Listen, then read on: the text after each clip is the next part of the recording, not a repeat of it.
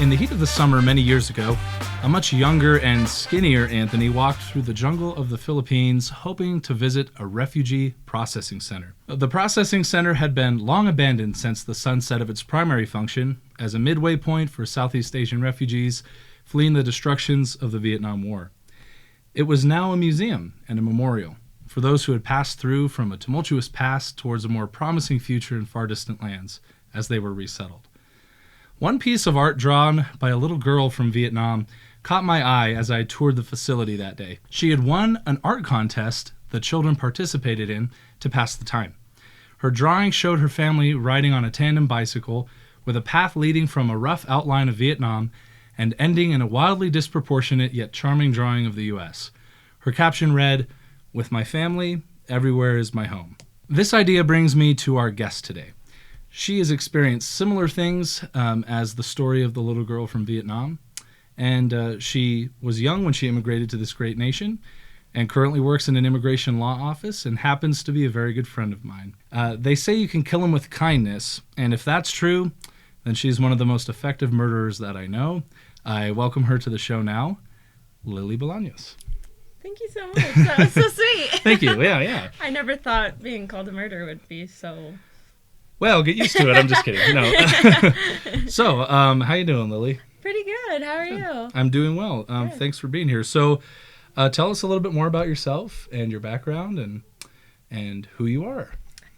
So I was born in Mexico, in a place called Michoacan. A lot of people don't know this, but Michoacan actually has the same danger rating on the Department of State website as Syria and North Korea. Oh. So not a great place.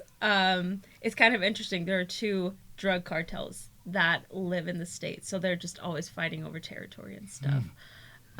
But yeah, I'm from there, and my family, we came to the U.S. when I was 3 years old because my parents just wanted a safe place to raise a family. Now, how our paths crossed is you happen to be married to a very good friend of mine, Danny. Yep.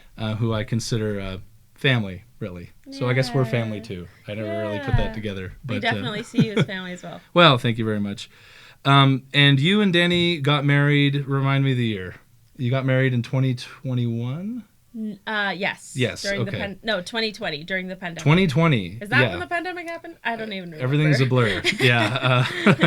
So you guys got married in 2020. Yep. We were living in another state, and at the same time, you were having to limit how many people came. So I was unable to attend your wedding, right, which was very sad for me because I also heard you had good food, which isn't important.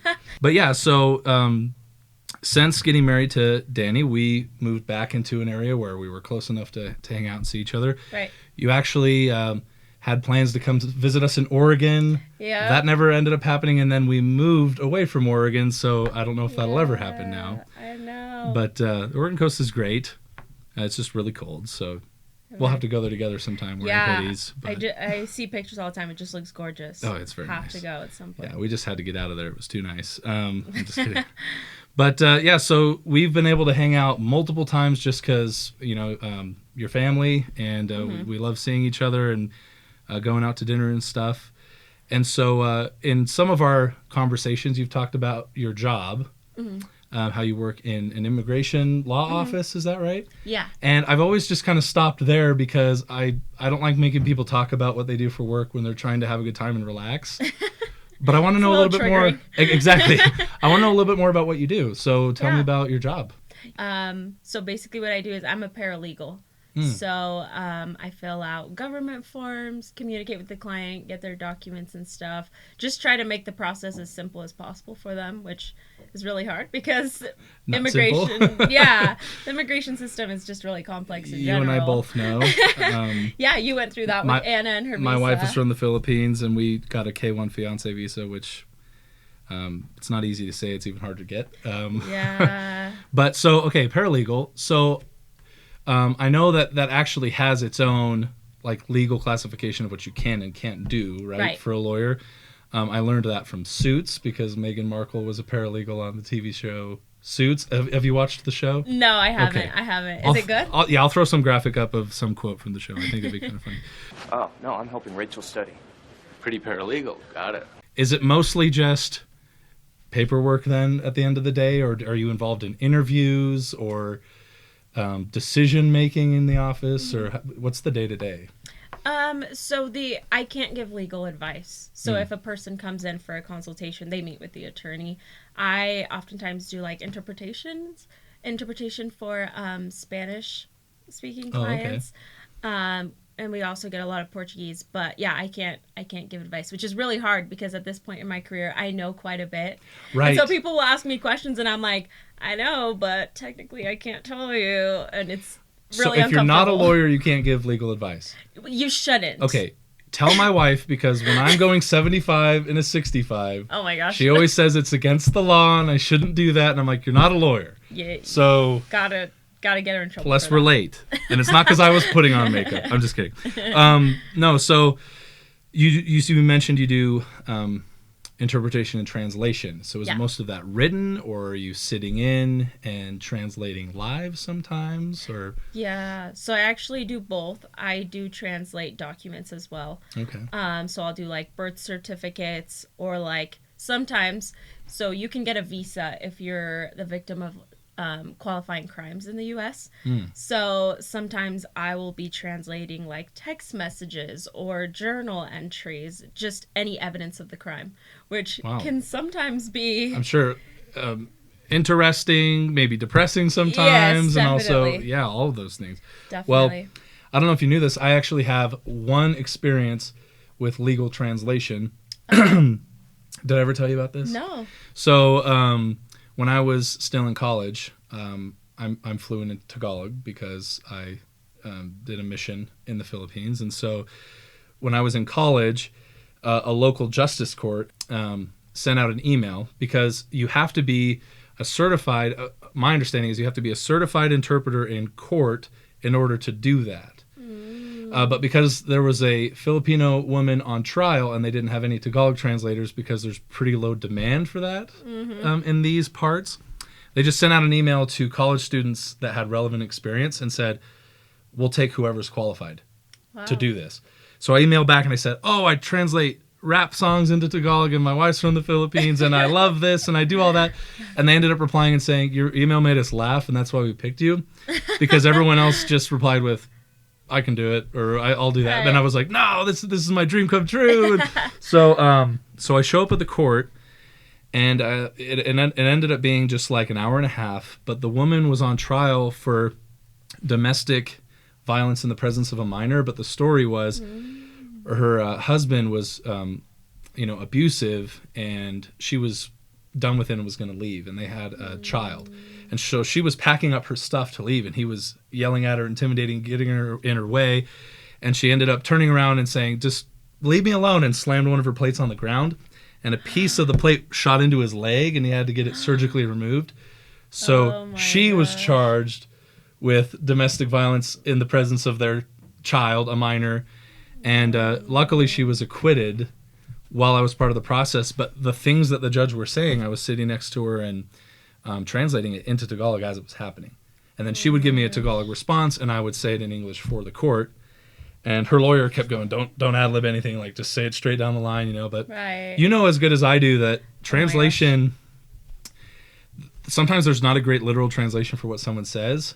And especially in real time, fluff just needs to get cut out. So you just need to get the important things in, and it's a different game. And I think a lot of people don't even know how to play it. Yeah. Because a colloquial phrase in Mexico just may not even make any sense when you translate it. And so you just have to come up with the next closest thing, So have you had any experiences where it's just like on the fly you have to come up with something that makes sense even though literally it wasn't? I mean, I don't know if... Yeah, well, I actually had a consultation a few weeks ago, too, where the client kept swearing. And I was just like, I don't personally swear. Sure. And so it was a little uncomfortable.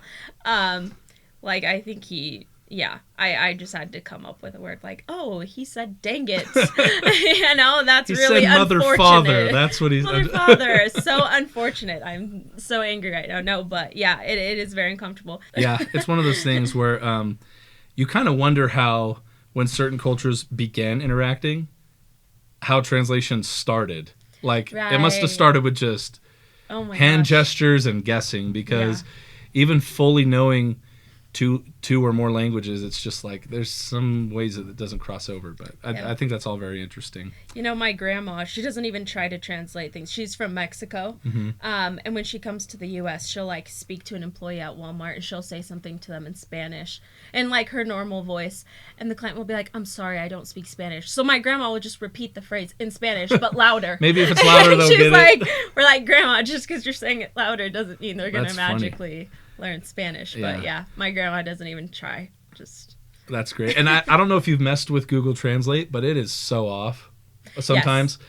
And especially translating something and then switching the languages and translating it back, you lose all kinds of meaning. Or what about Facebook translation? Oh, big time. It's like you want to see the translation, you click on it. I already know what it means in Tagalog. I'm like, gosh. You're going to miss half of that. Yeah. Danny and I, my husband, we always laugh at the Facebook translations, especially for like captions and Facebook Oh, yeah, like little slang terms or whatever. You're like, not even close. It's so funny. Well, I think it was my stepmother. She posted a picture of my half-sister, and she has very curly hair. So in Spanish, you'd say chinita, you know, like a girl with curly hair. And it translated to Chinese girl. Yeah, that's my little Chinese girl, and we're just like, not exactly, but thanks, Facebook. That's funny. That's great. You know, Lily, another thought I had is even in the same language, with a text message or a post on social media, I get misinterpreted all the time. And usually you put your version of how someone's voice sounds or what tone they're using when you're reading it based on how you think or what you think they would mean. Honestly, I know my wife better than anyone. It happens the most between us, where she'll send me something and I'll be like, well, that was rude, when she's like smiling while she's sending it to me and in a good mood. But I know this may be your experience as well, but you'll post something on Facebook or you know, another platform if you're younger than me, and someone will just read it in a way that just twists your own words about what you were saying, even if it's something low stakes. And they'll comment with like, well, that's not very nice to say about this, or I totally disagree. And you're like, I don't think we disagree. You're just misinterpreting me. So anything come to mind from your own life where that's happened? Or Yeah. So actually, I guess kind of going back to my job, I am very passionate about just educating people on immigration in general. Just because I feel like the more you learn about immigration and our immigration system in the U.S., the more sympathy and compassion you can have towards the undocumented community. And I actually, a few years ago, decided to create a TikTok all about this, which was really challenging. I don't know how the 7-year-olds do it. It's actually pretty tough.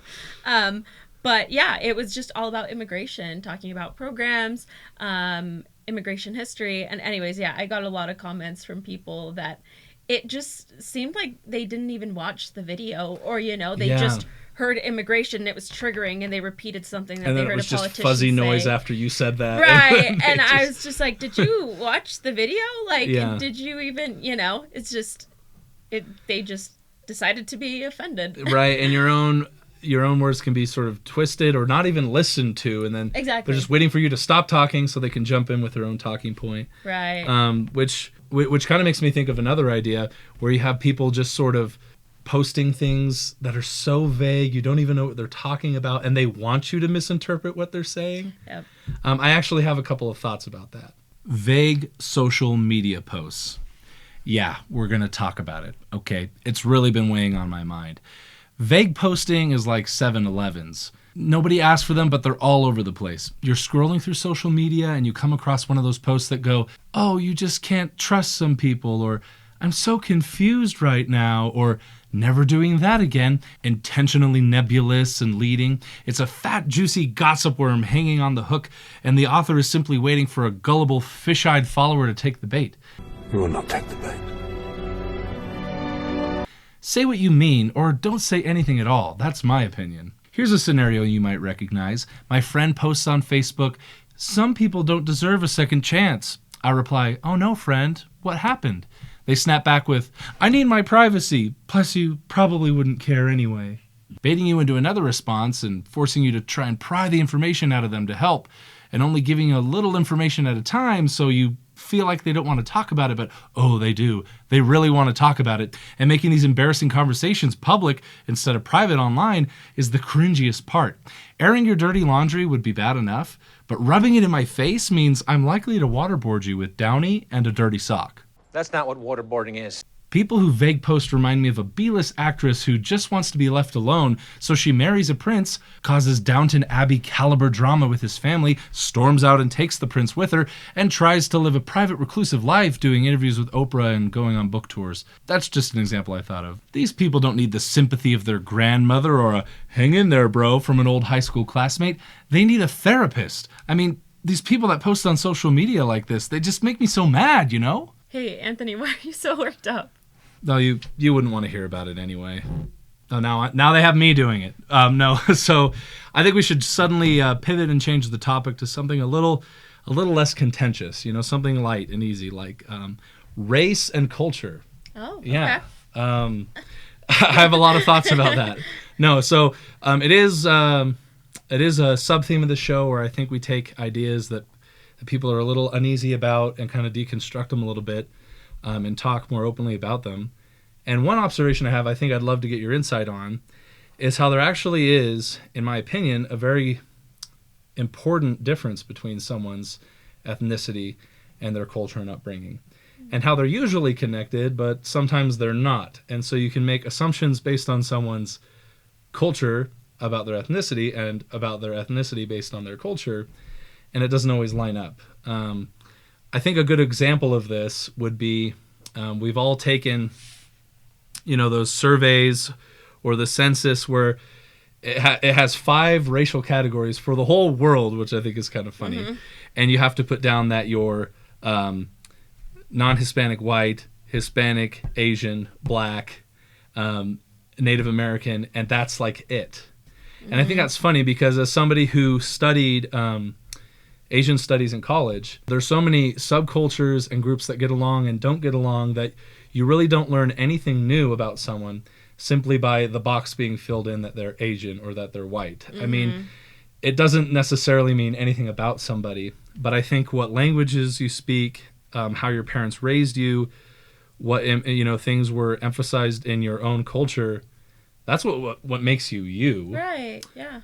So I don't know, what other thoughts do you have about that? I know that was a little bit of like a grab bag of random ideas, but... No, yeah, I think especially being Hispanic, being from the U.S. with Mexico being the nearest Latin American country, people tend to assume that all Hispanics are Mexican here, especially on the West Coast. Yeah. Which I've heard, I am Mexican, so I'm always like, yep. But I've heard from other Hispanics that it's extremely offensive, and which I've never experienced, but I totally understand. But Hispanics know we're all extremely different. Like, there are stereotypes from different countries. In fact, last night I was at a wedding and some Peruvian woman said an expression that in Mexico she would have been insulting herself, like calling herself a swear word. But in Peru, it's not a swear word and it's not offensive at all. So I was very taken back and I had to remind myself, okay, she's Peruvian in her country. Like, it doesn't mean the same thing as Mexico. Or, there are lots of differences between all the Latin American countries. Like, for example, we know you just don't talk about soccer with Argentines. Oh, is that so? No, okay. No, you don't. It's a sensitive topic with them.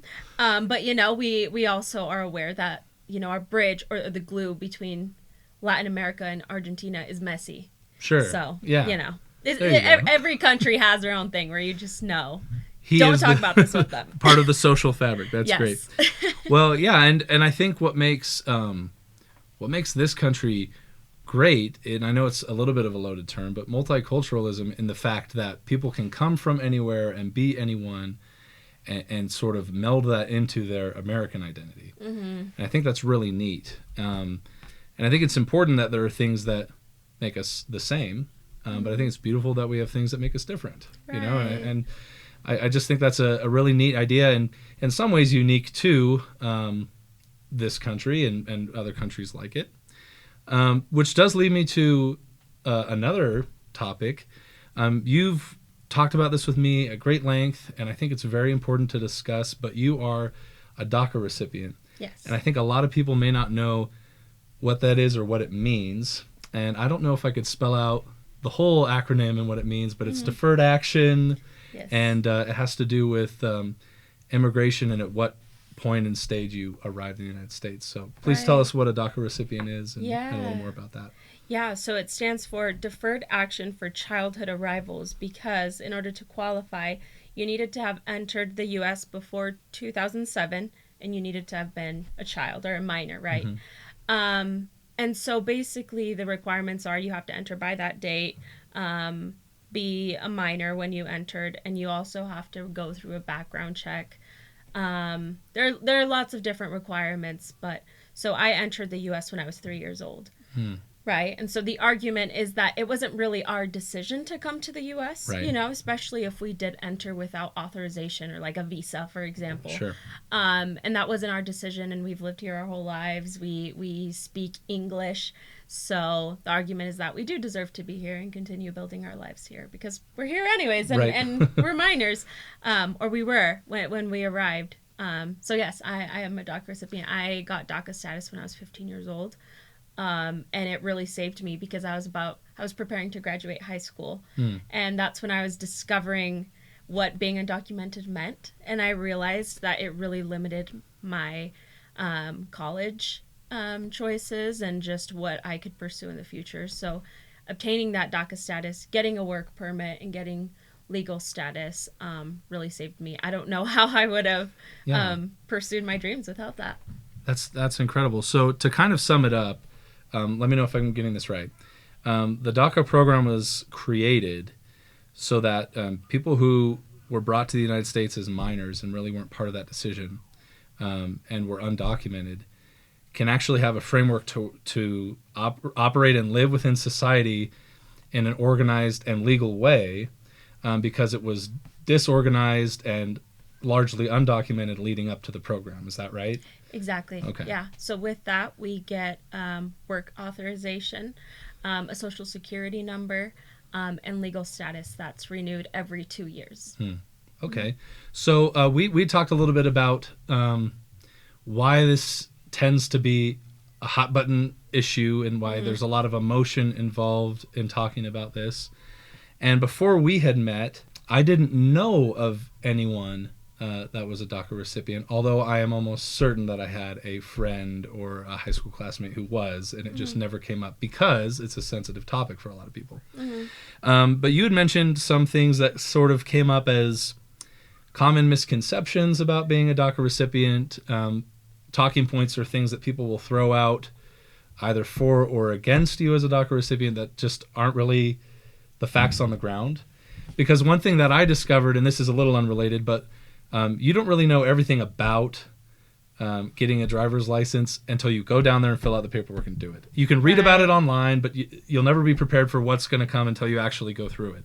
Right. And so people can read about DACA and listen to their favorite talking head about how the program works, but you've actually experienced going through the practical positive and negative effects of it. And so I'd love if we could talk about some common misconceptions and maybe talk about why these things aren't true or haven't been true for you. So one thing that you had talked about was the claim that DACA recipients are criminal or very likely criminal and who knows what these people are doing here. And it's just sort of, hard to know the criminal status of DACA recipients. And they could be receiving help from the government or working within the framework of the United States while doing things illegally all the time. So what would you have to say about that? Yeah, well, first of all, one of the requirements in order to renew our status at the end of the 2 years is that we have to go through a criminal background check. So you've had to do a criminal background check every 2 years since you were 15? Since I was 15 years old, yes. Really? Yeah, and Okay. even like a simple speeding ticket, could be grounds for us to have our status removed. So most of my DACA recipient friends, we're always on our best behavior, and that's not necessarily a hard thing. We want to be contributing members of society. We want to follow the law, so it's not very difficult for us. But it is very frustrating to see politicians on TV calling us criminals and saying, "I wonder what these kids are doing." It's like, well, just ask the government. They know. They have all our records to show what we've been doing. Well, yeah, just on that point, I mean, I think about you coming here. How much do you remember about being brought to the States? Do you remember much at all? I don't remember anything. I actually don't remember anything about my life in Mexico at all. before I Okay, was. so you just remember growing Mm-hmm. up and living here. Right. So in my mind, it's like you only remember being in the United States. Right. And every 2 years you're having to do this criminal background check. And it just seems like a play by you and others who are recipients to do your best to try and play by the rules, Right. Given the hand that you were dealt, because it wasn't even decisions that you had made. Right. So it's like, in my opinion, an honest attempt to do the next best thing with where you are now, including obeying the laws of the land, Mm-hmm. and jumping through the hoops that you make you jump through, you know? Mm-hmm. So Right. that's something I didn't really think about or realize until we had chatted about it. Another thing you'll hear people say is that the DACA program and DACA recipients fuel and encourage more illegal immigration. Right. And I know there's a variety of opinions on this subject, but why, in your opinion, is that false? It's false because metaphorically speaking, let's say you know a family that arrives to the U.S. tomorrow, right? And let's say they have minor children. They would not qualify for DACA because you needed to have entered the U.S. before 2007. Oh, okay. So there's no way for for these kids to apply for DACA. Since 2007, that's been the case. So it really was for a short period of time. Continuing the program or creating a pathway to citizenship for DACA recipients wouldn't encourage illegal immigration because there's no way for present day undocumented To be part of the people program. to be part of that program. Okay. As far as you know, and I don't know if I'm very informed on this, have there been serious discussions about expanding the DACA program to years since 2007, or has that not even really come close to being a reality? So it has. You would think this is a positive thing, but unfortunately, both Republicans and Democrats, or politicians from both parties, have publicly encouraged pathway to citizenship for DACA recipients. But it is unfortunate because they disagree about how it should be done, which leads to nothing happening at all. So there have been bills presented by both parties that would lead to a pathway to citizenship for DACA recipients, but both parties believe their way is the best way, therefore neither bill is passed and nothing happens year after frustrating. year. Yeah, man, that'd be hard to watch happening Yeah. in front of you, I'm sure. So, Yes. so if nothing changes, you will renew your DACA status every 2 years indefinitely, and that mainly exists for you to be able to work legally and operate in society. But another interesting fact that I think maybe you can chat about here is things that does not include.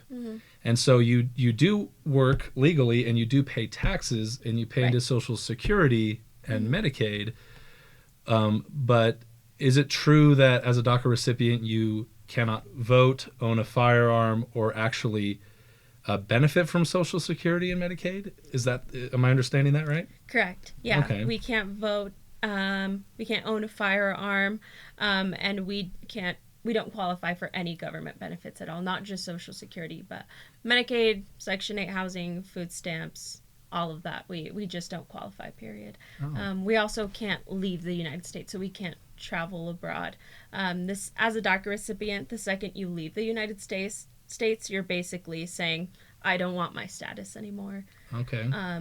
So yeah, those are all things I had learned and were surprised by, because one talking point I hear floated around that I just assumed was entirely true was DACA recipients are sort of benefiting from the best parts of being in the States while not contributing to the system at all. Yep. And so it's encouraging people to come, which we already talked about. If you came after 2007, DACA isn't part of that equation anime. I mean, I'm sure it's a separate discussion about other public services and things like that for people who simply are here. But for what we've talked about, all of these benefits and especially being a tax-paying worker, it's not an incentive for you to come and be here because you don't benefit from any of those things. Right. So, Yeah. I mean, that to me was also kind of a shock, because I just sort of for a long time accepted it as fact that you would just be benefiting from a bunch of social programs. Right. And even though maybe you hadn't been here as long as me, or weren't born in the United States. And that was a very frustrating idea, if true. Right. But apparently it's not. Yeah. So, I have done some lobbying in Washington, D.C., specifically for DACA. The anniversary of DACA is June every year. And whenever I go, I remember the first year I went, I was warned that the Republican politicians were very mean. And so I would prepare myself to talk about immigration, talk about DACA. So I'd go in there to meet with a senator, and they would be so welcoming. And they would say, thank you so much to what you contribute to our country. We're so sorry about what's going on. Darn those Democrats. And then we would meet with the a Democratic senator. Same conversation. It would be the same conversation. I'm so sorry about what's going on. Those Republicans, oh my gosh, they just hate you so much. And it was just like, they would just blame each other, and they would just give me the exact same speech, and then they would proceed to just disagree about how it should be done. And so it is really frustrating. It's very emotionally draining to do that lobbying, but yeah, it's very confusing to be told by both sides that they support you and are defending you. And you're still wondering year to year what it's going to look like for you. Right. Yeah, that's very interesting, and frustrating, I'm sure. Yeah. But I'd love to be a fly on the wall for some of those conversations. That'd be kind of interesting. Well, I think kind of as a final idea, Lily, talking about this and other issues where I look into the camera and I go, now we're going to talk about race and immigration, and everyone just kind of tenses up. It's like, I don't want to do it. I don't want to do it. I think some of my opinions have changed, and other opinions I have been reinforced by talking with you and other people just about who they are and what they believe and where they come from.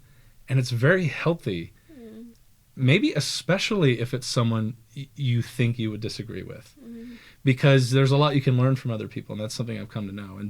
And the reason why we talked about this on the show today, and why I would encourage everyone to talk to people who don't look like or act like or believe like you do, isn't so that you change your mind. That might happen, and I think that's a beautiful thing, but you don't have to change your mind to have an honest conversation with someone. Yeah. Like I said, you might, but that doesn't have to be the goal. I think actually if you come into something going, I hope I change and do this, you just need to come in with a fresh slate and chat with people. So when I go to DC, typically the other activists that go with me, they normally lean left, politically, whereas I wouldn't identify myself to be that way. And when they find out I'm religious, they get all It's a double whammy. Yeah, because I am very religious, I'm a member of the Church of Jesus Christ of Latter-day Saints, and it's a huge part of my life and my personality. And so that definitely comes out as you get to know me and as I speak naturally about my life. And so it is hard, because in those moments or on those trips, I feel like they see me as the most conservative person in the room. And then I come home to Utah, which is generally a more conservative state, Sure. and I'm talking about immigration with people at church or something, and they do the shoulder things. Yeah, and it's just Yeah. uncomfortable, and they can just assume that I am a certain way, And so it's really interesting, because at times I feel like I'm the most conservative person in the room, and then in another room I feel like I'm the least conservative person in the room, when I honestly don't identify with either. I think people are a lot more complex. And, you were talking about ethnicity, you can't generalize people in that way. In the same way, you can't generalize people to Democrat or Republican or conservative or not, or religious or not. As human beings, we're so complex, and we should give ourselves the opportunity to share our story without having any reservations or assumptions, because it is a very beautiful thing. I think in a lot of those scenarios, people haven't changed their minds, and I haven't changed my mind about the things that I believe, but we've come out of that room feeling more sympathy for each other. And at the end of the day, if that leads us to not offend each other or hate specific groups or, have resentment, then it was a successful conversation, even if no one changed their minds, I really appreciate the things we've discussed in the show. I don't normally, the show is pretty light and fuzzy, and we go over more jokes and that sort of thing, but I think we had a good time together, and I appreciate you being here. Yeah, thank you. I think that's all we have for you today. The only distinction I would make between two groups is subscribers and non-subscribers to my show. So you need to find a way to follow me on social media. I'm on all the major platforms, but especially YouTube and wherever you listen to your podcasts. So please join the correct group and don't be one of the outsiders that doesn't subscribe. And that's all we have for you today, and we'll see you guys next time.